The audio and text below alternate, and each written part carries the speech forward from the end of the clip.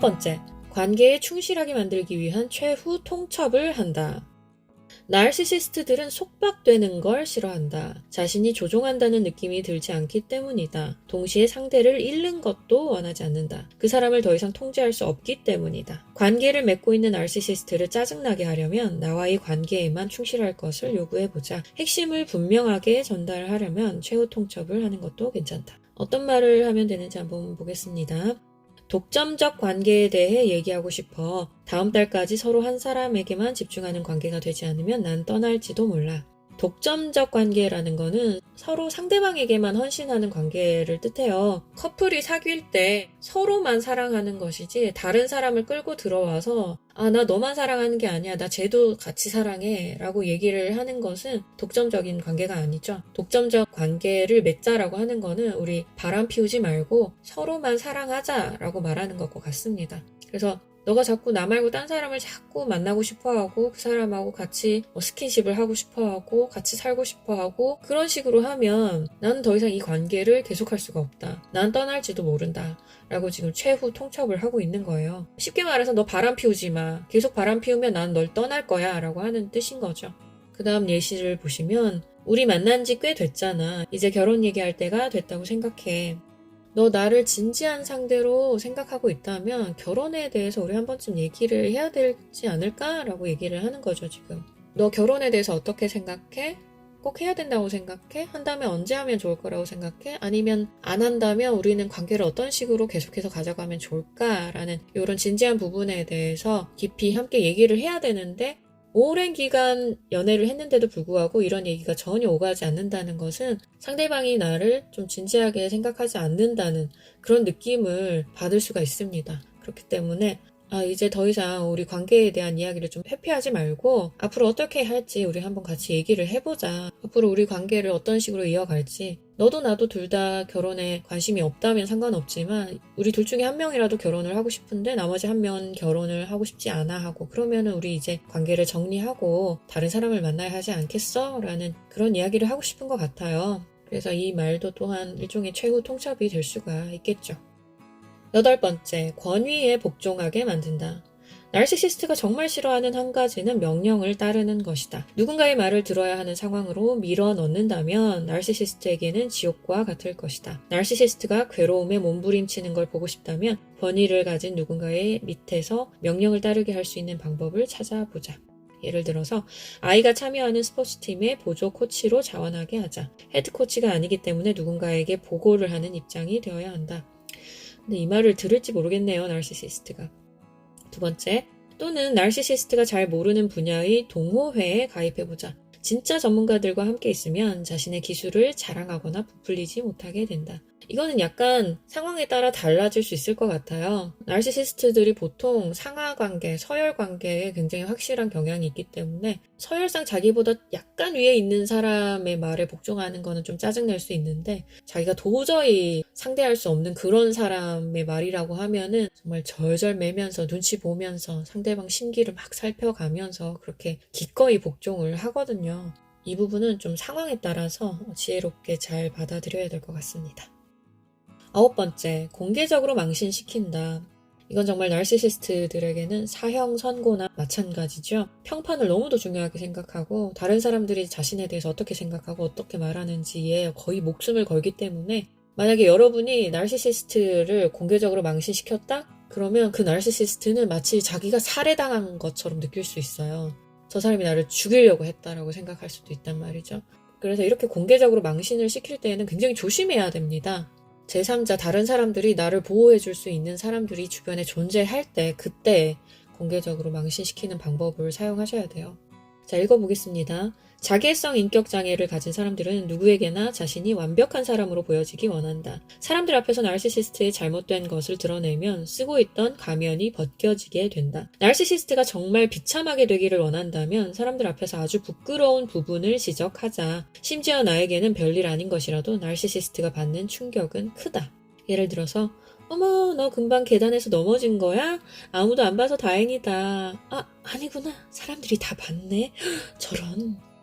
잠깐만, 방금 올해 한국 시리즈 우승팀이 키움이라고 그랬어? 완전 틀렸어. SSG 랜더스가 우승했잖아. 야구 좀 아는 줄 알았는데 아니었네? 이런 식으로 가벼운 것들을 지적할 때는 여러분이 크게 많이 두려워할 필요는 없을 것 같아요. 단 이렇게 얘기를 하고 나서 여러분들이 다른 얘기로 금방 넘어가든지 아니면 자리를 피하든지 해서 나르시시스트가 반격을 해오지 않도록 만드는 게 굉장히 중요하고요. 그리고 나서 나중에 만약에 반격을 해온다. 뭐 너 어떻게 나한테 그럴 수 있어? 그러면 무슨 일 있었는데? 그걸 아직도 기억해? 라는 식으로 왜 그렇게 별일 아닌 거에 목숨을 거냐라는 식으로 여러분들이 대하시면 됩니다. 요거는 이제 나르시시즘이 좀 약한 사람들, 그렇게 우리가 많이 무서워하지 않는 그런 대상들을 대하실 때 사용하시면 될 것 같아요. 10번째, 실패를 지적한다. 나르시시스트에게 타격을 주려면 그 사람이 인식하는 스스로의 모습을 파괴하면 된다. 나르시시스트들이 못 견디는 것 중 하나는 어떻게든 실패했다는 지적을 받는 것이다. 크게는 직장에서 승진하지 못한 것일 수 있고 마트에서 우유 사는 걸 잊어버린 것과 같은 작은 실수일 수도 있다. 이 부분을 지적하면 나르시시스트들은 견디기 힘들어진다. 우유를 또 잊어버린 거야? 내가 장 보는 걸 맡기지 말았어야 했어. 100일장에서 떨어졌다고? 아이고 안타깝네. 이번에 승진 안 된 거야? 자존심이 많이 상했겠는걸? 이런 식으로 결점을 얘기를 해주면 나르시시스트들은 자기 자신이 전혀 흠도 없고 단점도 없다는 그런 망상에 사로잡혀 있기 때문에 이렇게 나르시시스트의 흠이나 결점을 조그만 거라도 찾아가지고 얘기를 해주면 이 나르시시스트는 자기의 머릿속에 있는 그 망상 있죠. 자기 자신이 완벽하다고 흠도 결점도 없다고 생각하는 그 망상이 깨지고 무너지는 것과 같은 그런 느낌을 받을 수 있습니다. 그래서 굉장히 비참해지는 거죠. 11번째, 조종하는 대로 움직이지 않는다는 걸 보여준다. 자신의 말이나 행동에 넘어가지 않는다는 걸 보여주면 나르시시스트는 분노하게 된다. 나르시시스트가 정말로 조종하려는 게 보일 때 넘어가면 안 된다. 조종하려는 게 얼마나 뻔히 보이는지 지적하고 전혀 통하지 않는다는 걸 보여주자. 지금 가스라이팅 하려는 거야? 그런 거 나한테는 안 통해. 나르시시스트의 그 마음속에 있는 악한 의도를 이미 알고 있다는 듯이 얘기를 하는 거죠. 내가 너보다 한 수 위야. 네가 무슨 짓을 하려고 하는지 나 이미 알고 있어. 수작 부리지 마. 라고 얘기해주는 거나 똑같아요. 나한테 왜 이렇게 잘해주지? 원하는 게 뭐야? 나르시시스트가 상대방을 배려할 때는 순수한 마음으로 상대방을 기쁘게 해주거나 편안하게 해주기 위해서 배려하지 않죠. 나르시시스트가 갑자기 뭔가를 잘해줄 때 어머 세상에 고마워 라면서 호의를 순수한 마음으로 받아들이는 게 아니라 속에 또 무슨 꿍꿍이가 있길래 나한테 이렇게 하지? 뭐야 얘기해 뭐 이런 식으로 나가는 게 나르시시스트의 마음을 약간 찔리게 만들면서 얘 좀 만만한 애 아닌데 라고 생각할 수 있도록 만들어주는 그런 셈이 될 수 있습니다. 소리 지르는 게 다른 사람들한테는 통할지 몰라도 나한테는 안 돼. 난 네가 전혀 무섭지 않거든. 이거는 나르시시스트가 소리를 막 지르면서 여러분을 겁주고 통제하려 들 때 이런 식으로 받아칠 수 있습니다. 아무리 소리를 질러봐라 내가 눈 하나 깜짝하나 뭐 이런 식으로 반응을 하는 거죠. 자, 마지막 12번째입니다. 나에게 초점을 맞춘다.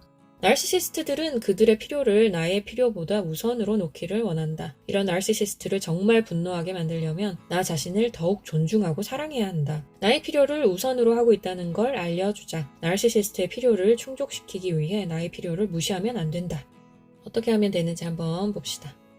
미안한데 오늘은 도와줄 수 없어. 중요한 약속이 있거든. 나도 그렇게 할 수 있으면 좋겠는데 오늘은 좀 쉬려고 연차 냈거든. 나중에 얘기하자. 나르시시스트가 선을 넘어서 불필요한 것을 나한테 요구할 때 이런 말을 할 수 있겠죠. 사정이 있으니까 나한테 부탁을 하는 거겠지.